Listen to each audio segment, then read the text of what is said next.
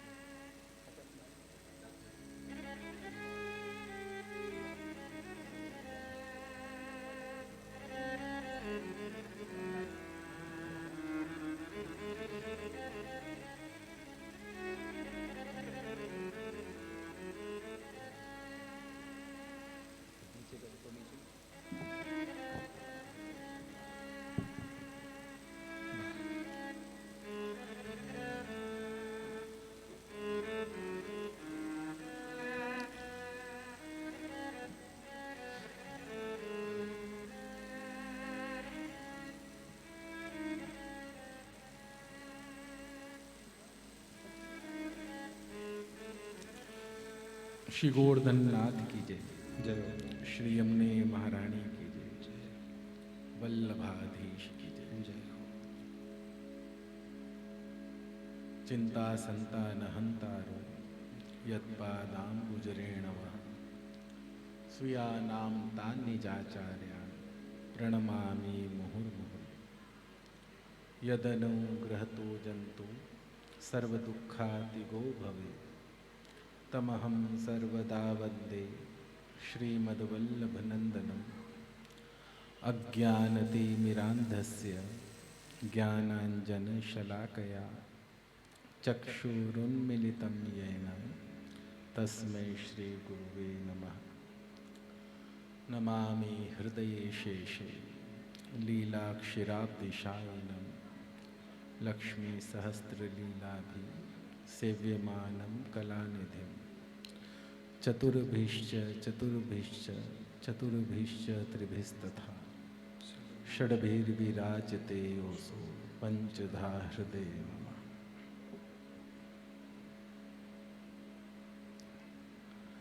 हमारे अत्यंत प्रिय पंकज जी का पिछले हफ्ते एक आग्रह आया इस कार्यक्रम में पधारने का। शायद यहाँ कितने वैष्णव बैठे हैं जिनका मेरे साथ कोई परिचय होगा मुझे ध्यान में नहीं है। संपूर्ण अपरिचित जगह है, न मैं किसी को जानता हूँ न पहचानता हूँ। पर मूल बात यह है कि जो रथी है उसको मैं जानता हूँ। अब उस रथ में विराजमान जितने भी हैं उनको पहचाना अपने आप ही जाएगा। श्रीमद् भागवत का अलौकिक अवसर है, मोहता परिवार है। कोई परम सौभाग्य उदय होता है जीव का जब इस प्रकार के अवसर का लाभ जीव को प्राप्त होता है। कथाओं को, श्रीमद् भागवत को जितनी सरलता से, जितनी सहजता से हम इसको एक्सेप्ट करते हैं या फिर इसको हम अपने जीवन में स्वीकार करते हैं, ये इतना सरल और इतना सहज विषय है नहीं। आजकल तो घरों में विजिटिंग कार्ड्स, इनविटेशन कार्ड्स बड़ी सरलता से आ जाते हैं कि इसकी कथा है, इसकी भागवत है, यहाँ है, वहाँ है। तो व्यक्ति जब घर में उस इनविटेशन कार्ड को देखता है, बोले किरी है, बोले मोहता जी रे भागवत है, बोले एक दिन होया सो।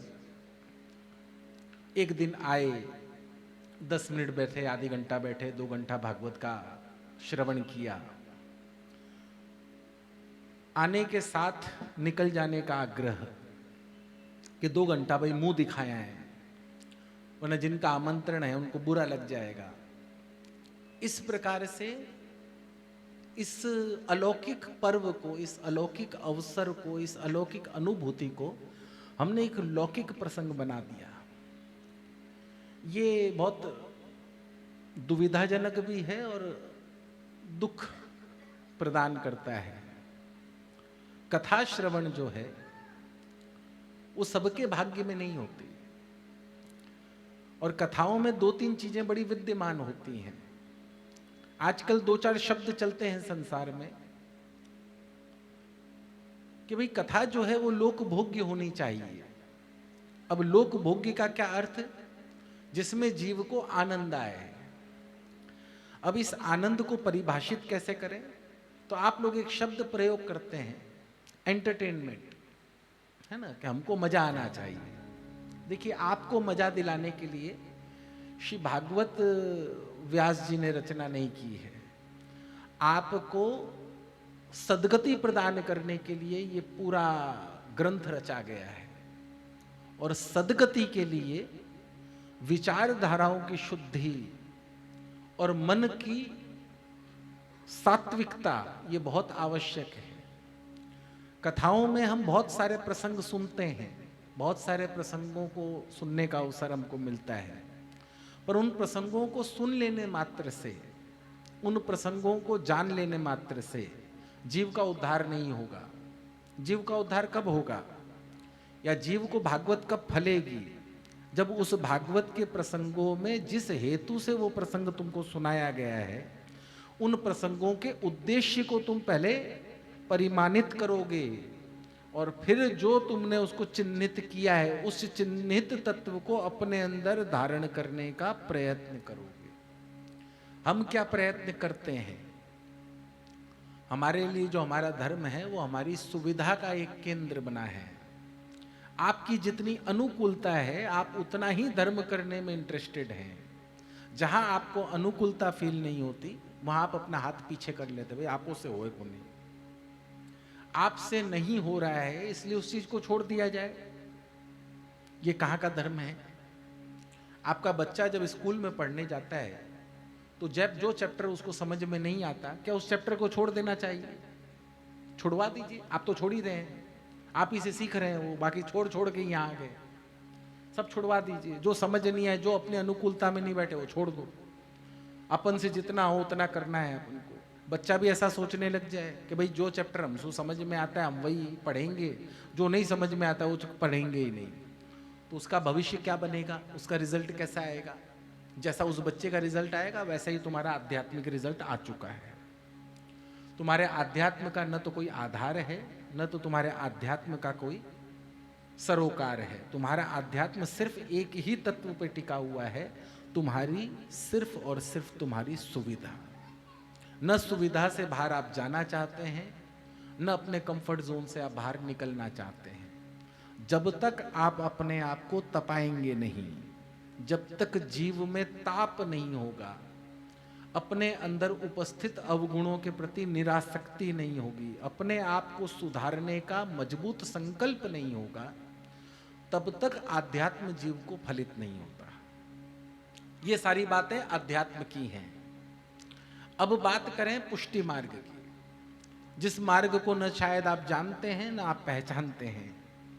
अब हमारा संप्रदाय सनातन के अंतर्गत है, लेकिन फिर भी जब वैष्णव संप्रदाय की बात होती है, पुष्टि मार्ग की बात होती है, तो ज्यादातर वैष्णव डरते बहुत हैं हम लोगों से कि भाई ब्रह्म संबंध ले सो क्या। बोले ना ना होए को नहीं, क्या को नहीं हो सी।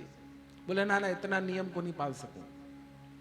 क्या नियम होता है, किस नियम की बात कर रहे हैं, क्या हमसे होगा क्या हमसे नहीं होगा, ये सब बात की विषय है। बात का विषय, मूल मुद्दा क्या है? मूल मुद्दा है कि आप संप्रदाय को पहचानते कितना है, आपके लिए संप्रदाय है क्या। श्री भागवत में व्यास जी ने जितनी बातें बताई हैं, इन सब को आप अपने जीवन में उतार पा रहे हैं कि नहीं उतार पा रहे हैं, ये विचार कीजिए। कई कई प्रसंग इसके अंदर ऐसे आए हैं जो अभी आपने सुने होंगे, इसको अपने जीवन से रिलेट करना ही हमको नहीं आता। आप इस रिलेशन को समझिए। जो ये इतनी मेहनत करके 5-7 दिन से प्रयास कर रहे हैं, वो बीज तुम्हारे मन में बोया जाए, उस बीज को अभी जब घंटी बजेगी और तुमको कॉल आएगा कि अब कथा पूरी हुई, तो नीचे व्यवस्था होगी खाने पीने की होगी, आप टूट पड़ेंगे। भोजन करना बुरा नहीं है, उस व्यवस्था का भोग करना बुरा नहीं है, पर जो कथा में सुना है वो हम अपने साथ लेके जा रहे हैं कि नहीं जा रहे हैं, कि वो भी यहीं छोड़ जा रहे हैं। कितनी अच्छी अच्छी बात बताई होंगी शास्त्री जी ने, बताई ना, क्या करने योग्य है क्या करने योग्य नहीं है, कितने अपराध जीव जाने अनजाने में करता है, सब बताया होगा। कौन कौन से कर्तव्य हैं जो एक वैष्णव को या भक्त को अपने जीवन में निर्वाहित करने चाहिए। ये सारे कर्तव्यों का बोध है आपको, कुछ भी ऐसा नहीं है जो बोध नहीं है, और उन कर्तव्यों का मैं कल से पालन करूंगा, ये दृढ़ संकल्प कितनों के अंदर है, ये प्रश्न है। तो जब संकल्प की बात आएगी तो फिर आप उसी मुद्दे को पकड़ेंगे, जितना होगा उतना करेंगे, जो नहीं होगा वो ठाकुर जी की इच्छा। अब ठाकुर जी की इच्छा ऐसी कैसी हो सकती है जो आपको धर्म के पथ से ही विमुख कर दे।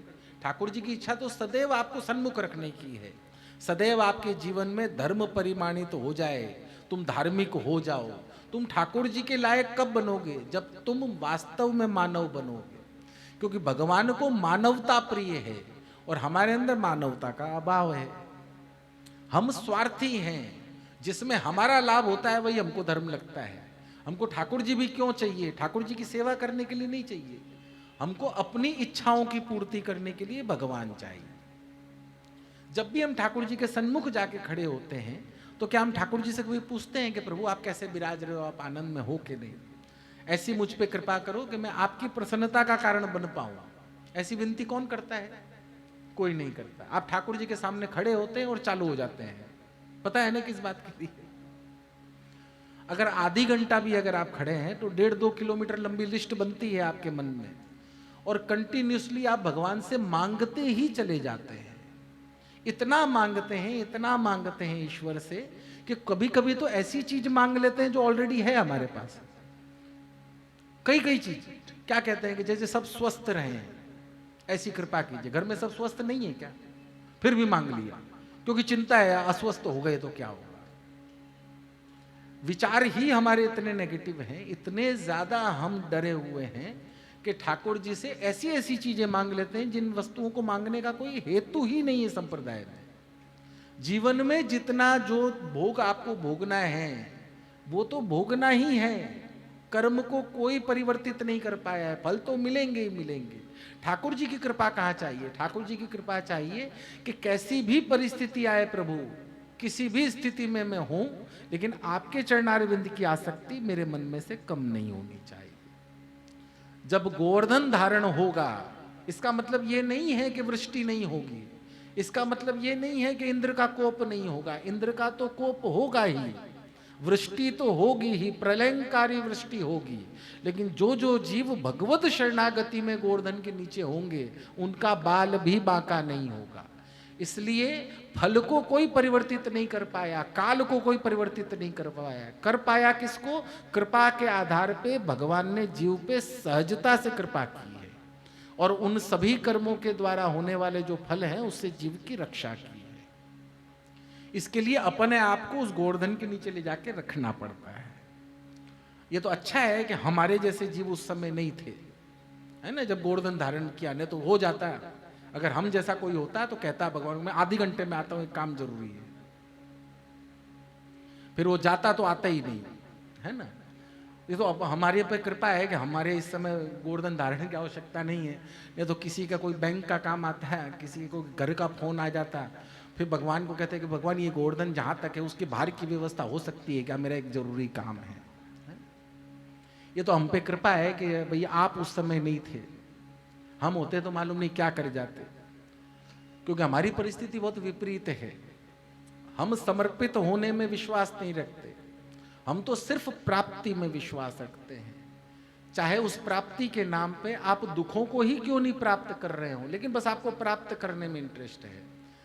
आप जितनी वस्तुएं, जो जो तत्व आप ठाकुर जी से मांगते हो ना, आप सोचिएगा, कभी विचार कीजिएगा कि आपके जीवन में जितने आपने निर्णय लिए हैं ना वही आपके दुखों का कारण बने हैं। किसी और का लिया हुआ निर्णय आपके जीवन में दुख नहीं बना है, आप ही का निर्णय जो है वो आपके जीवन में दुख का कारण बना है। और आज भी आप निर्णय लेने में तुले हुए हैं। हमारे यहाँ निर्णय लेना भक्त का कार्य नहीं है, हमारे यहाँ तो भक्त का कार्य सिर्फ तत्सुखित्वे निस्सुखम, अपने प्रभु को सुख पहुंचाना है और प्रभु का सुख में अपना सुख मान लेना है और अनुभव करना है। और प्रभु का सुख किस में है? प्रभु का सुख मोह में नहीं है, प्रभु का सुख ईर्ष्या में नहीं है, प्रभु का सुख चिंता में नहीं है जिससे तुम ग्रसित हो। प्रभु को क्या प्रिय है? सहज प्रीति गोपाल जुभावे। सहज प्रीति, सहजता, सरलता, सहज प्रेम होना चाहिए। मैं अपने प्रभु की प्रसन्नता का कारण कैसे बनूं? ठाकुर जी तो एक मिश्री की कटोरी में भी उतने प्रसन्न हैं जितने सोने के कटोरे में धरे हुए मेवे में हैं। ठाकुर जी के लिए कोई फर्क नहीं पड़ता इस बात का कि तुम ठाकुर जी को कितना ज्यादा भोग धर रही हो, कितने बड़े गहने पहना रही हो, कितने सुंदर राग सुना रही हो। ये विषय ठाकुर जी के लिए इंपॉर्टेंट नहीं है, लेकिन उस भोग में तुम्हारी ईमानदारी कितनी है, तुम्हारी शुद्धता कितनी है, उस राग में तुम्हारे मन में प्रभु के प्रति अनुराग कितना है, उस श्रृंगार में तुमने अपने मन को कितना सुसज्जित करके, विचारों को कितना सुसज्जित करके अपने प्रभु के सामने स्वयं को प्रस्तुत किया है। भगवान सिर्फ ये देखता है। आप ठाकुर जी के सामने 100 लड्डू भी धरें तो 10 मिनट के बाद जब भोग सराते हैं कि 100 के 100 लड्डू भगवान तुमको वापस दे देता है कि 2-4 घट जाते हैं, घट जाता उसे नहीं घटता, इसलिए तो 100 धर रहे हो तुम, और घटने लग जाए तो गिन गिन के धरोगे। भाई गिन के धरिया ठाकुर जी रोक जासी, फिर घर में मिले ही कोई ने।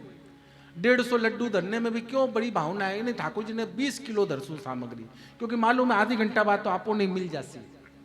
विचार करो एक बार कि तुमने ठाकुर जी को 100 किलो की सामग्री धरी और टेरा खोला तो सामग्री गायब। तो प्रसन्नता तो एक बार होगी 10 मिनट के लिए, आज तो कृपा ठाकुर जी की बहुत होगी, आज ठाकुर जी आरोग लिया हमारी। फिर 15 मिनट के बाद में दूसरी चिंता भी होगी, अब क्या होसी, अब इतने लोगों को बुला लिया हमने, अब सबका क्या करें, है ना। तो ये तो भाई ठाकुर जी भी समझदार हैं कि उनको मालूम है कि भाई आरोग लेसू तो ये धरावाई को नहीं, तो उनको तो तुमको तो जानते ही हैं भाई, वो तो सर्व पिता है, तो तुमको नहीं जानता क्या, वो अच्छे से जानता है तुमको। तो जब वो भोग, जब ठाकुर जी के सामने सामग्री धरते और वो महाप्रसाद बन के आता है, तत्व तो पूरे वापिस आ जाते हैं। तो उसमें ठाकुर जी अंगीकार क्या करते हैं?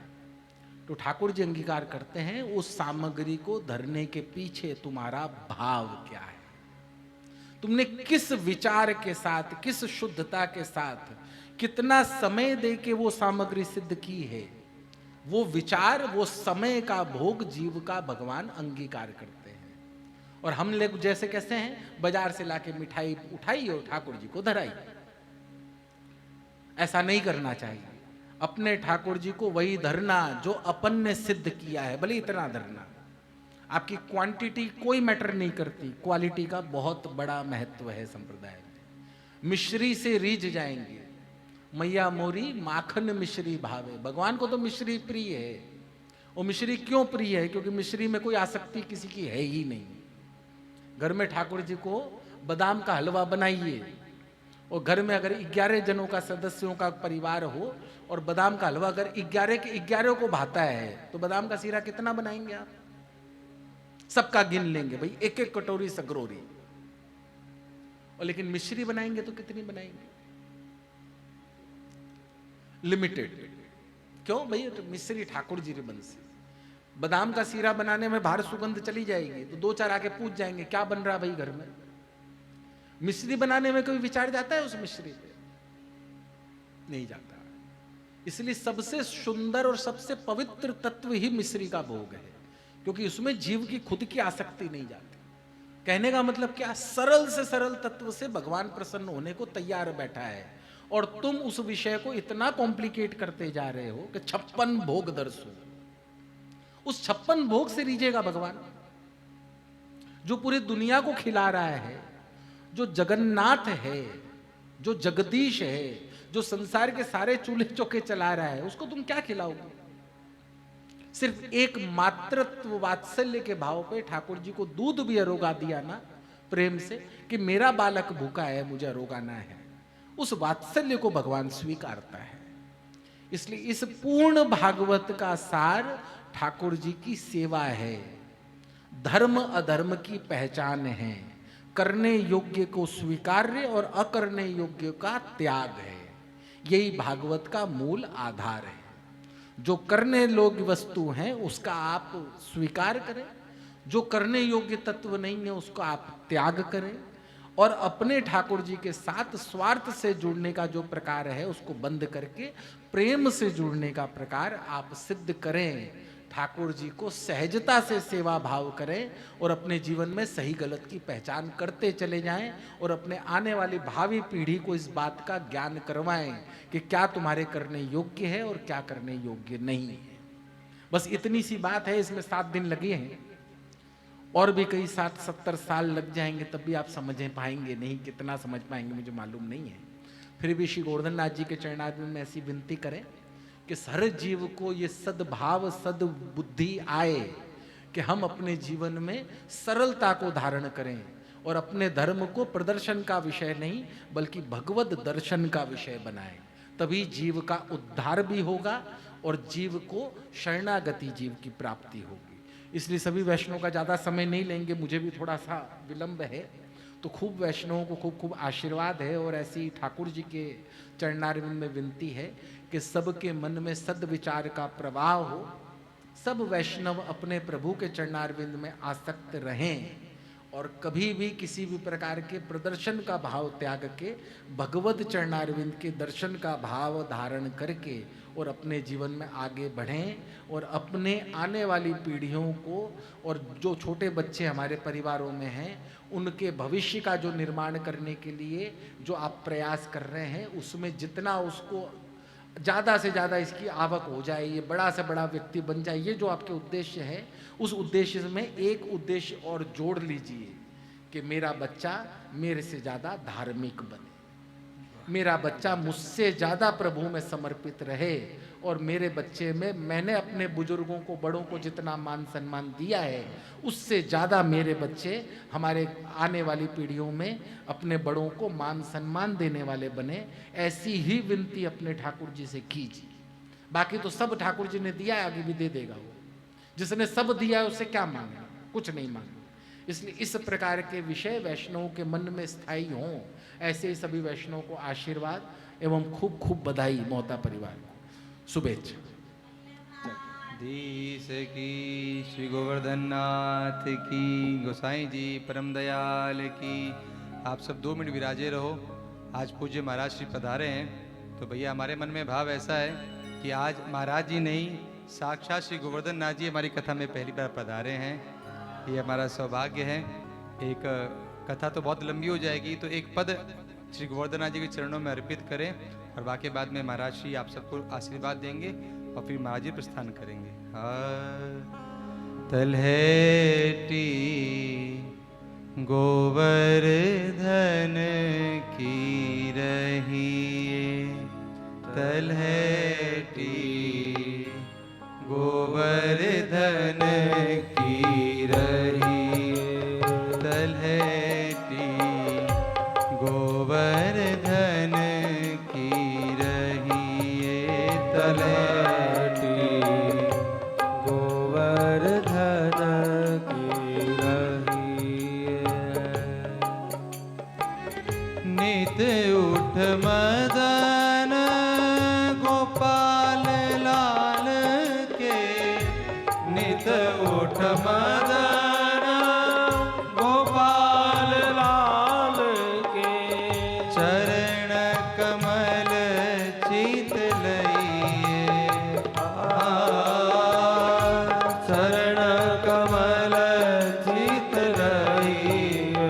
तलहेटी गोवर्धन की रहिए, तलहेटी गोवर्धन की रहिए। तन पुलकित ब्रज रज में लोटत, तन पुलकित मन व्रज में लोटत, गोविंद कुंड में नइए, गोविंद कुंड में नइए, तलहेटी गोवर्धन की रहिए, तलहेटी गोवर्धन की रहिए। रसिक प्रीतम हित चित की बातें, रसिक प्रथम हित चित की बातें, गिरधारी सो कहिए, गिरधारी सो कहिए, तलहेटी गोवर्धन की रहिए, तलहेटी गोवर्धन की रहिए। तलहेटी गोवर्धन की रहिए, तलहेटी गोवर्धन की रहिए। श्री गोवर्धन नाथ की जय। वल्लभाधीश की, जय। गोसाई जी परम दयाल की जय। जय जय श्री राधे, जय जय श्री राधे। जय जय